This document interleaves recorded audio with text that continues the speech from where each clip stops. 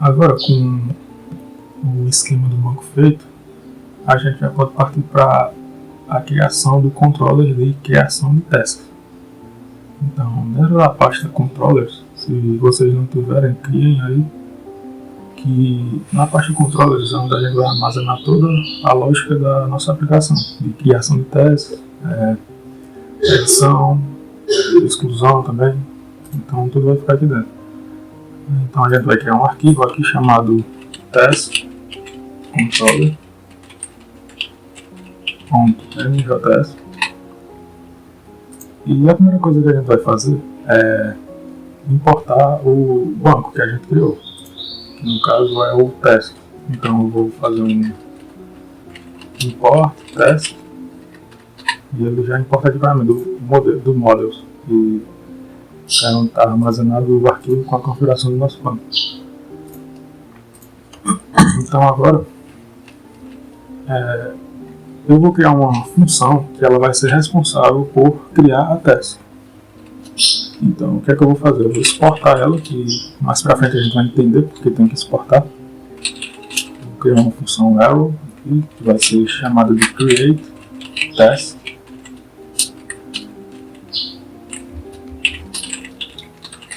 E vai ser uma função assíncrona, porque a gente vai usar o async await, né? A gente vai colocar o código dentro de um bloco try catch.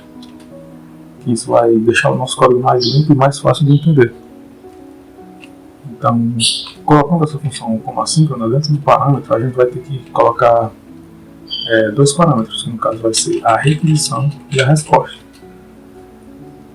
Nas aplicações full stack, o que acontece? No front-end, o usuário ele vai preencher o formulário das tasks.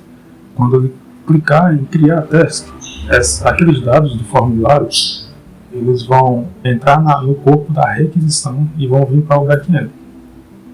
Então, a partir disso, a gente vai pegar os dados que o usuário mandou e vai armazenar no banco de dados. Então, por isso que a gente vai precisar da requisição e da resposta, porque a requisição ela vai fazer a requisição dos dados que o usuário está mandando pelo front-end, e a resposta vai ser, depois que a gente tratar esses dados, qual será a resposta que o back-end vai mandar. Se vai ser mensagem de sucesso, se vai ser mensagem de erro. Então vamos prosseguir. Vamos fazer aqui o bloco try e o catch. Como a gente já viu, ele vai receber um erro no parâmetro dele, e o código que estiver dentro do try, se der algum erro, vai cair no catch. E esse erro aqui, ele nada mais é do que a descrição do erro que aconteceu aqui em cima, e ele vai ser jogado aqui para baixo. Então vamos focar agora no try aqui para a gente fazer a criação no banco. A primeira coisa que a gente vai ter que fazer é pegar os dados que estão vindo do front-end pela requisição. Então vamos fazer um const e vamos desestruturar esses dados. Então a gente vai pegar o título. Lembrem que esses campos aqui vão ser estes aqui do banco. A gente vai mandar pelo front-end. Então a gente vai pegar só o título e a descrição. Por que só o título e a descrição? Porque o computer vê que ele tem um default. Então o usuário ele não precisa, ao criar uma task, dizer se já está concluído ou não. Porque por padrão ela vai vir false. Então a gente não precisa pedir que o usuário coloque aquele campo. Então a gente vai receber isso de onde? Da requisição, do body, que é o corpo da requisição que vai vir em formato JSON do front-end. Feito isso, a gente já pode criar, mandar esses dados para o nosso banco. De que forma? Vamos usar o await, porque é um processo que pode demorar um pouco. E vamos chamar o nosso banco que a gente importou lá em cima, teste. E vamos clicar ponto. No ponto a gente vai ver todas as funções que um banco importado tem. E qual é que a gente vai usar? Vamos usar o create. E aí a gente vai criar um novo documento no banco de dados. Então o create ele vai receber um objeto. que no caso vai ser o título que tem lá no banco. Isso daqui já é o que está sendo informado da task. No caso, a task tem título, description e completed. Então aqui vai ter isso. Se você der Ctrl espaço, você vai ver os campos. Completed, tem o created at, que a gente já viu que é, e o update. Então a gente vai usar só o description, que a gente está pegando aqui de cima do corpo da requisição. No JavaScript, como as constantes desestruturadas daqui de cima são as mesmas do nosso banco, então a gente não precisa fazer isso aqui não. Ó. Colocar de novo o título, assim. A gente só faria isso se fosse para meio que renomear a constante. Como é a mesma coisa, então a gente só pode mandar a constante direto, dessa forma. Feito isso, ele já cria no nosso banco de dados. Agora, depois que a gente pegou a requisição, o que a gente tem que fazer agora? Tem que mandar uma resposta para o usuário. Então, a gente vai colocar res. A gente precisa colocar um status. Não é obrigatório, mas é muito recomendável que vocês entendam sobre os status. No caso, são aqueles códigos. Se caso der erro, 404, 500. No nosso caso, até aqui, entendam que a gente vai usar o 201, que é para quando uma criação é bem sucedida. E a gente vai colocar .json, que a gente vai mandar uma resposta no formato JSON para o usuário. Que no caso vai ser message. Lembrando que o JSON é um objeto aqui.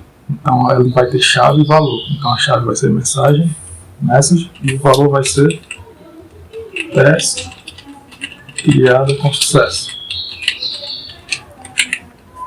E isso a gente pode até informar lá no front-end com aquelas mensagens de sucesso que ficam, né? Por exemplo, em uma caixinha verde, por exemplo. A gente pode estilizar da forma que a gente quiser essa mensagem lá.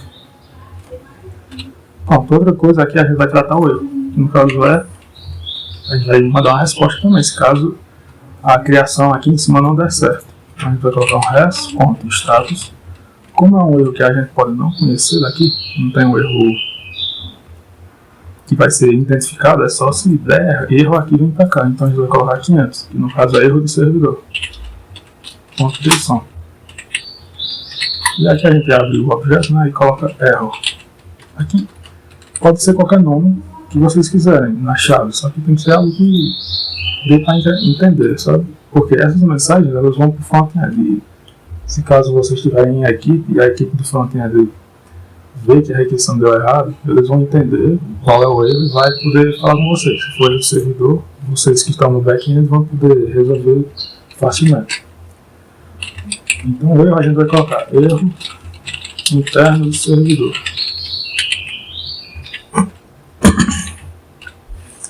Pronto, feito isso, é uma função simples aqui, não tem muita lógica, porque a gente só vai criar mesmo com os dados que o usuário mandar pela requisição. E agora o que a gente precisa fazer? A gente precisa configurar as rotas.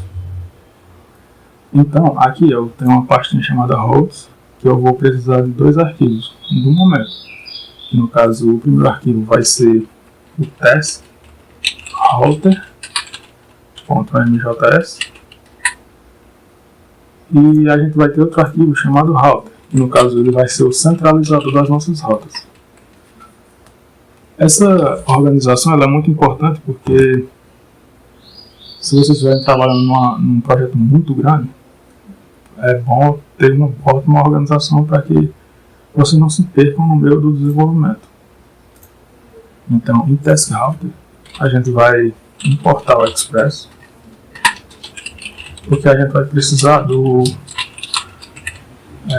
da funcionalidade Router do Express para fazer o roteamento. Então, a gente vai colocar const Task Router, vai receber o express.router.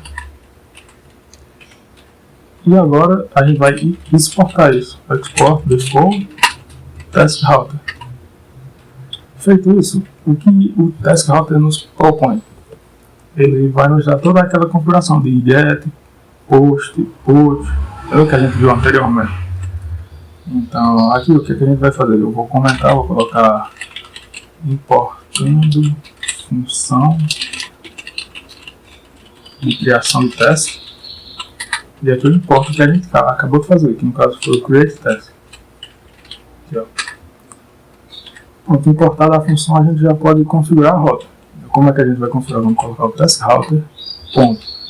E aqui a gente vai colocar o verbo, que no caso é post, que a gente vai criar. Então post. O post, quando a gente cria, né, assim a rota, ele recebe dois parâmetros, que no caso é um prefixo, uma nomenclatura para a rota. Eu vou colocar, ele tem que começar com barra, certo? Então vamos colocar create, underline, test. E o outro parâmetro é a funcionalidade que essa rota vai fazer. No caso é a nossa função que a gente criou, ou seja, vai criar a teste. Então eu coloco aqui, ó, create test. Pronto, feito isso, a gente já tem a rota de teste, de criação de teste configurada. Agora a gente vai precisar centralizar no arquivo router. Então aqui o sistema vai ser a mesma coisa, import express, que a gente vai precisar do router. From express. Vamos criar a constante router, que vai receber o express.router e vamos exportar.